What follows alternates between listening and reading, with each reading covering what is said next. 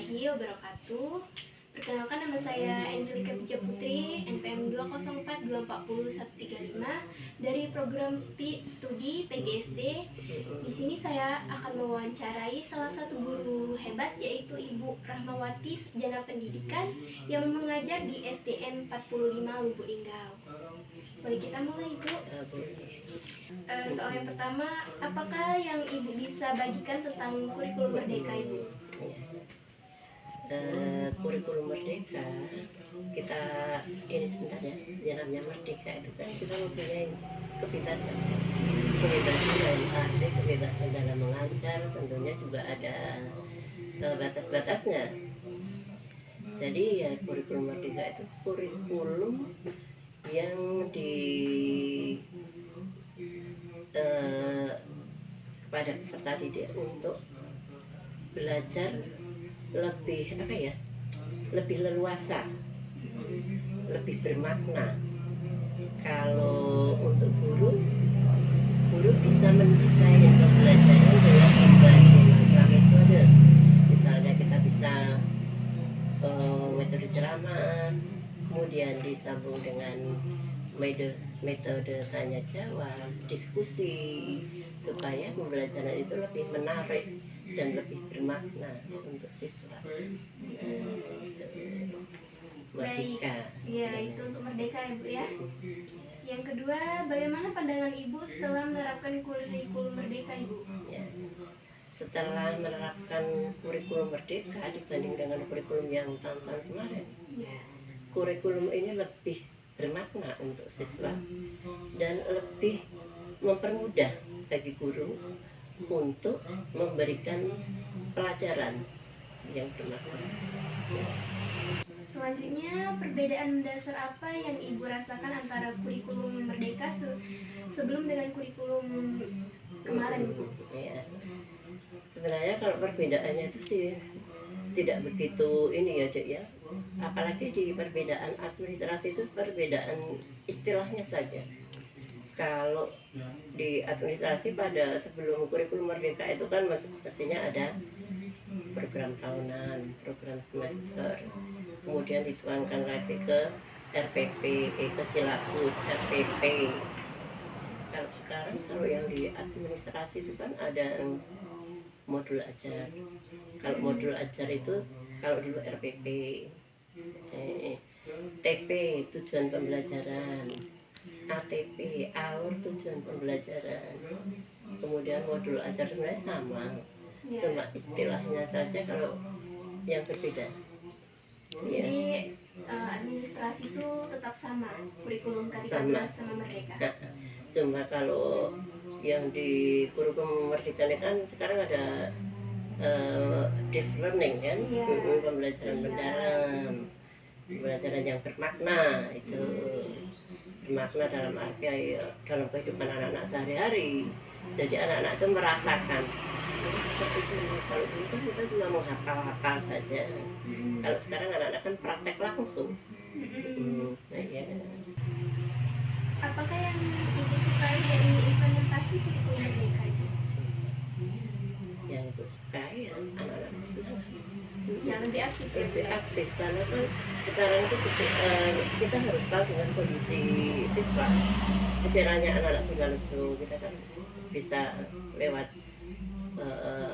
breaking itu ya, anak-anak diajak bernyanyi, bertepuk tangan, bernyanyi dalam arti yang sesuai dengan pembelajaran kita tadi. Apalagi Bu sekarang kan ajar kelas 1. Iya.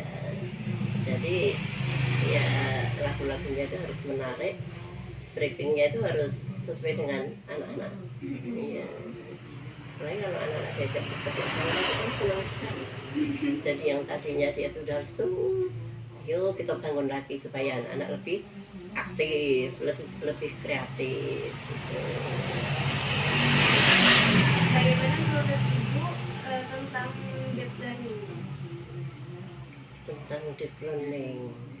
Deep learning itu suatu metode pembelajaran mendalam, metode yang mengarahkan anak dalam kehidupan sehari-hari, pembelajaran yang lebih bermakna.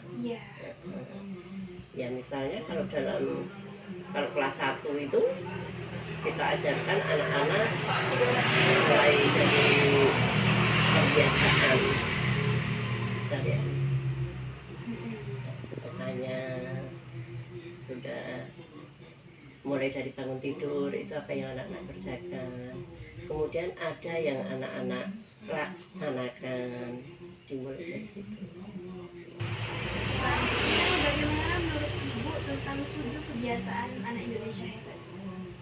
Yang sekarang mulai digencarkan ya, tentang 7 kebiasaan anak hebat Indonesia itu kan ya melatih disiplin sedini mungkin anak-anak kan. Ya, 7 kebiasaan kan mulai dari bangun tidur. Maksudnya bangun tidur itu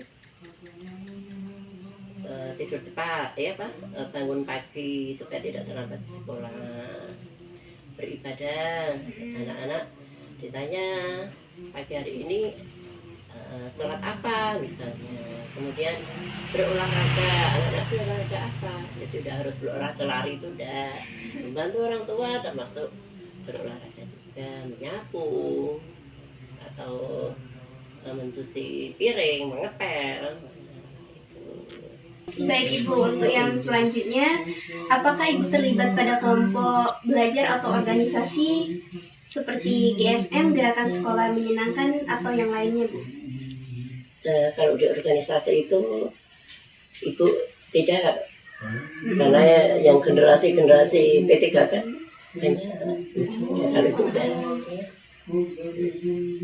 Selanjutnya, menurut Ibu seberapa penting bagi seorang guru dalam membaca, misalnya membaca novel, jurnal?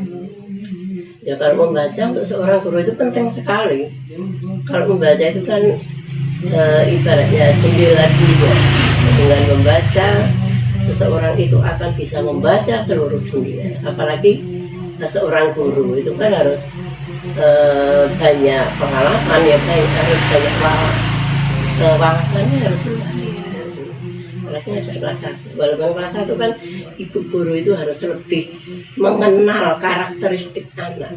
Nah dengan membaca kan kita tahu anak usia 7 tahun itu seperti ini. Jadi kita membawa anaknya itu harus seperti ini, harus lebih sabar. Kalau dengan kesabaran kita kan nanti anak-anak itu mulai merindukan ibu guru. Jadi dengan membaca mudah-mudahan pengalaman ya ilmu kita akan bertambah. Selanjutnya, menurut Ibu seberapa penting bagi seorang guru dalam menulis Ibu? Maksudnya menulis sebuah cerita, novel atau Iya, apa? seperti itu, artikel, ilmiah. Kalau bagi seorang guru menurut saya ya tidak begitu Tidak penting ya? tidak begitu dituntut. Kalau menurut ibu tuh ya. Kalau menulis itu kan termasuk hobi. Iya. Cuma kalau membaca tadi ya seorang guru harus banyak membaca. Kalau menulis kan meluangkan pikiran guru. Ya boleh perlu. Kalau menurut ibu kan ini menurut ibu saja ya. Iya benar. Menurut ibu ya. Kalau dilaksanakan bagus, kalau enggak juga tidak apa-apa. Apakah terdapat pengalaman mengajar yang dapat dibagikan untuk membantu kami dalam mencintai profesi ini, profesi guru itu? Pengalaman itu ya. Iya. Kalau menurut ibu seorang guru itu harus kreatif, menciptakan hal-hal yang baru. Ya, yang jelas guru itu harus kreativitasnya tinggi untuk memunculkan ide-ide dari seorang guru tadi. Harus kreatif kita. Apakah terdapat buku yang dapat direkomendasikan untuk kami dalam menjalani pendidikan keguruan sehingga bisa menjadi guru bertanggung jawab ke depannya? Kalau buku itu, kalau dari ibu kalau di sekolah kan nggak di perpustakaan. Kalau mbak mau pinjam atau membaca boleh, besok ibu antar ke perpustakaan. Banyak sekali buku-buku itu yang apa istilahnya menggugah semangat guru, menggugah kreativitas guru di sekolah di perpustakaan. perpustakaan. Kebetulan ibu kan kepala perpustakaan. Oh, ibu kepala perpustakaan. Nanti kalau adik mau ke sekolah, temui ibu aja enggak apa-apa. Itu kemarin tuh banyak sekali buku-buku fiksi non fiksi. Buku non fiksi kemarin tuh ya sejarah-sejarah itu banyak sekali. Khususnya pahlawan-pahlawan nasional Gajah Dewantara kan kalau di sekolah itu yang banyak itu. Ya, biografi Gajah Dewantara kan bisa menjadi penyemangat kita. Oh seperti ini dulu Gajah Dewantara mendidik anak-anak pada masanya dengan apa Tuturi Handayani. Bisa kita baca-baca gitu. Untuk yang terakhir Ibu, keterampilan apa yang Ibu sarankan untuk kami pelajari agar menjadi guru ideal? Guru ideal itu guru yang energik ya. Ya sarannya ya banyaklah membaca. Karena dengan membaca kita akan tahu semua isi dunia, khususnya di dunia pendidikan. Membaca adalah jendela dunia. Baca pesan itu.